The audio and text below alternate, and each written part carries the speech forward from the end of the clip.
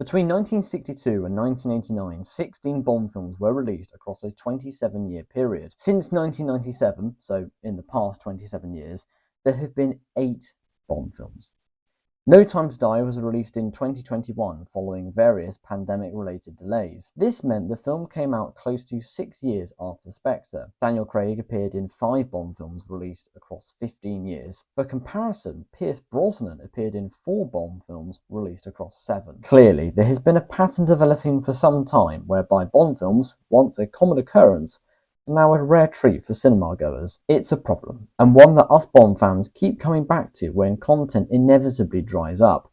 No franchise or brand can survive with such a rare turnover. Bond is considered, quite rightly, to be a British institution. It's not escaped my attention that the media landscape in Britain is enduring difficulties which threaten many productions. Could this be the reason why Bond 26 has shown no signs of progress in the past 3 years? We have seen Bond slowly but surely return to the world of video games with an as yet untitled game set to be released. Perhaps that may be where the future Bond lies, more in the realm of video games rather than on the silver screen. Whatever the case may be, the Bond series needs more regular output. I don't know about you, but there comes a point when you're somewhat starved of new Bond content to talk about, and you end up retreading all too familiar topics.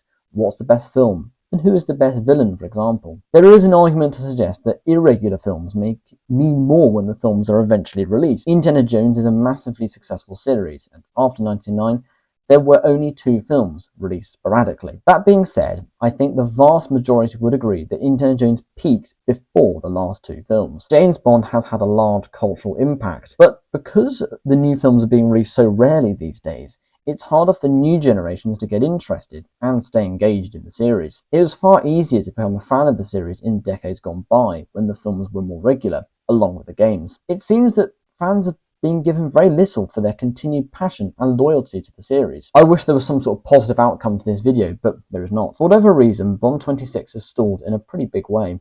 No news of any kind for the new film in the series for nearly 3 years. Perhaps the producers Michael G. Wilson and Barbara Broccoli will make the series more regular once the new era gets underway. That is my hope, although it is becoming an increasingly distant one as the months go on. There is a degree of pessimism within the fandom. While there are 25 official films, plus 2 unofficial films we can talk about, plus books and video games, surely the conversation dries up and new content is needed. In an ideal world, we would have a new Bond film around every 3 years. I know doing one every 2 is simply impossible. But what do you think should happen? Should Bond films be shot back to back to avoid these delays? Well, let me know what you think about all of this in the comments below.